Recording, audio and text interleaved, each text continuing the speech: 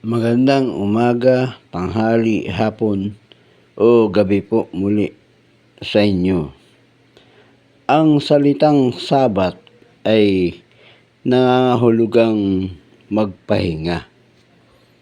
Sa kalendaryong Hudyo, ito ay nag-uumpisa ng 6 p.m. ng Biyernes hanggang 6 p.m. ng Sabado.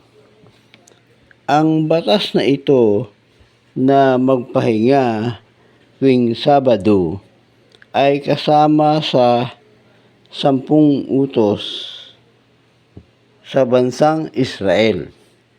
Basahin natin ang Deuteronomio 5:6. Ganito ang sabi, "Ako si Jehovah, na iyong Diyos na naglabas sa iyo sa Ehipto, kung saan ka naging alipin." Pagkatapos ay ang talatang 12 naman.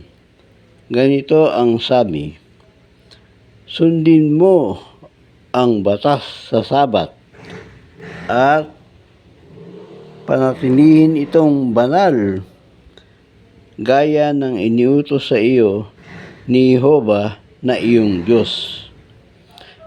Malinaw sa talatang 6 na ang kausap ni Jehovah dito ay ang bayan niyang Israel.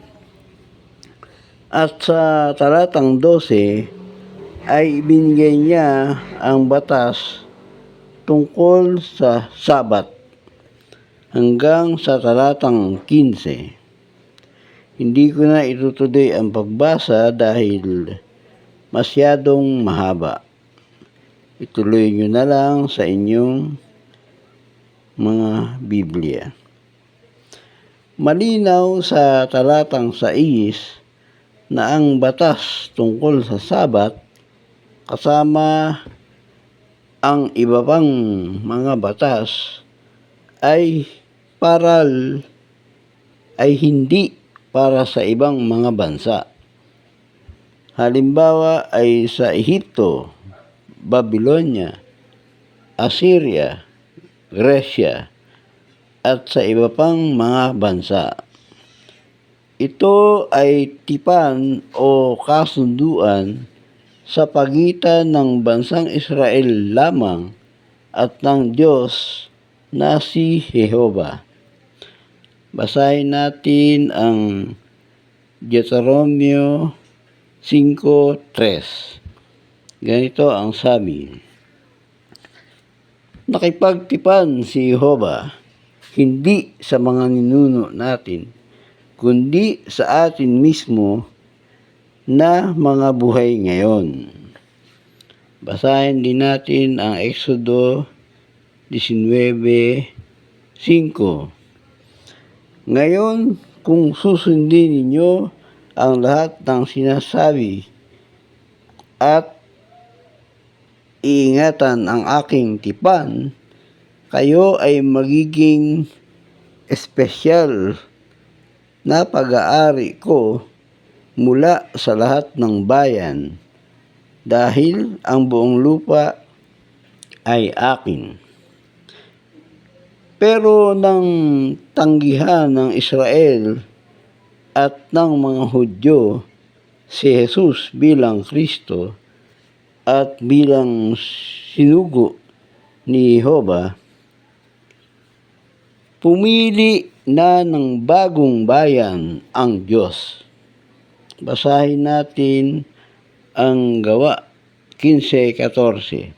Ganito ang sabi, "Inilahad ni Simeon na binigyang pansin ngayon ng Diyos ang ibang mga bansa para kumuha sa kanila ng isang bayan na magdadala ng kanyang pangalan." Basahin din natin ang unang Pedro 2:10. Dahil dati ay hindi kayo isang bayan, pero ngayon, bayan na kayo ngayon ng Diyos. Dati kayong hindi pinagpakitaan ng awa, pero ngayon ay pinagpakitaan na ng awa. Bueno, ang bagong bayan ng Diyos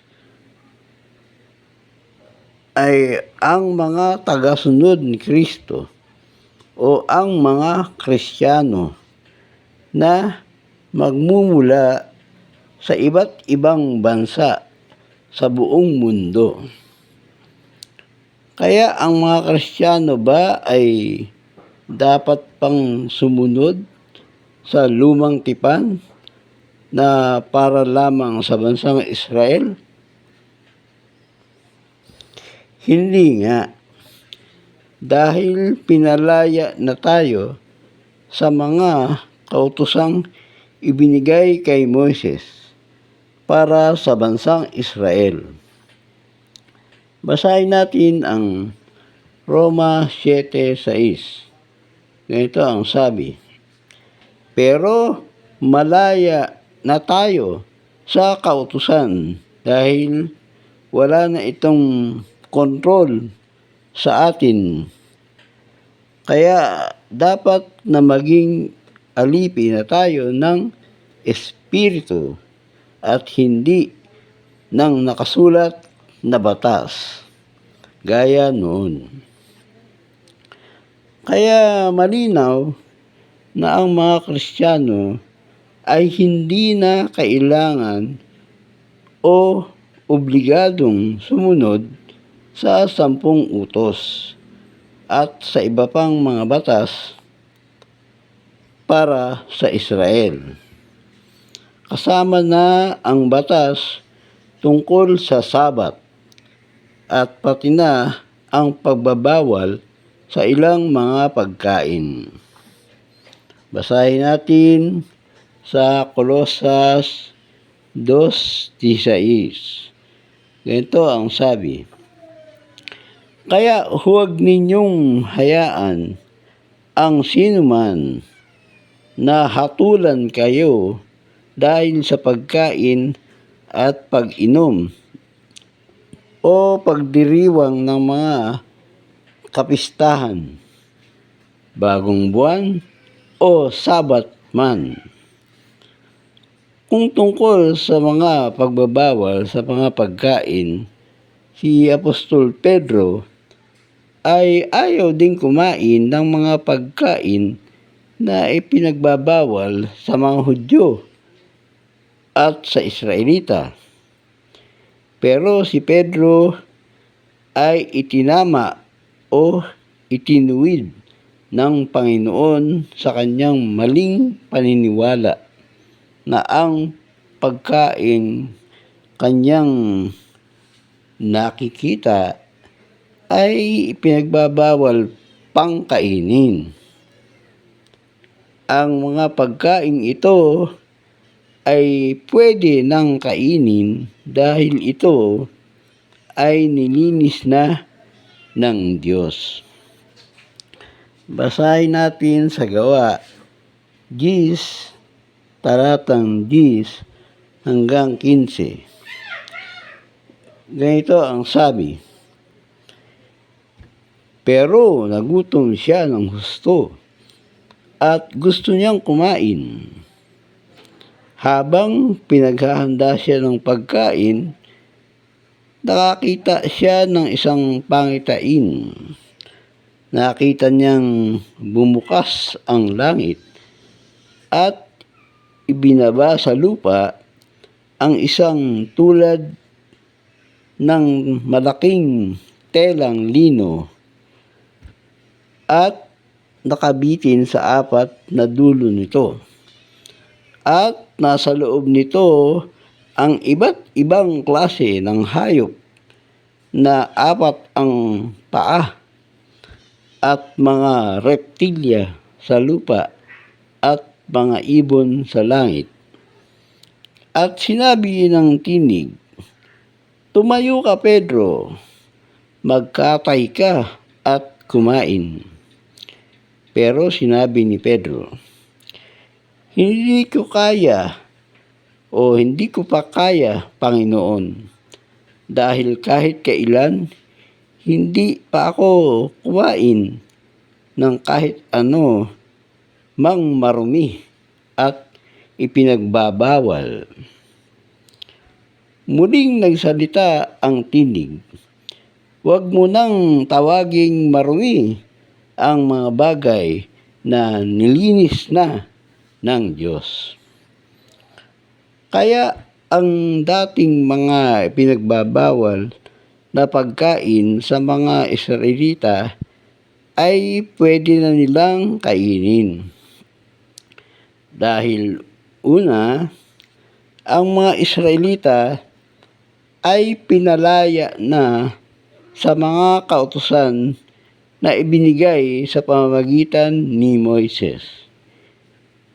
Isa pa, ayon sa talatang binasa ko kanina, ang mga pagkaing iyon ay nilinis na ng Diyos.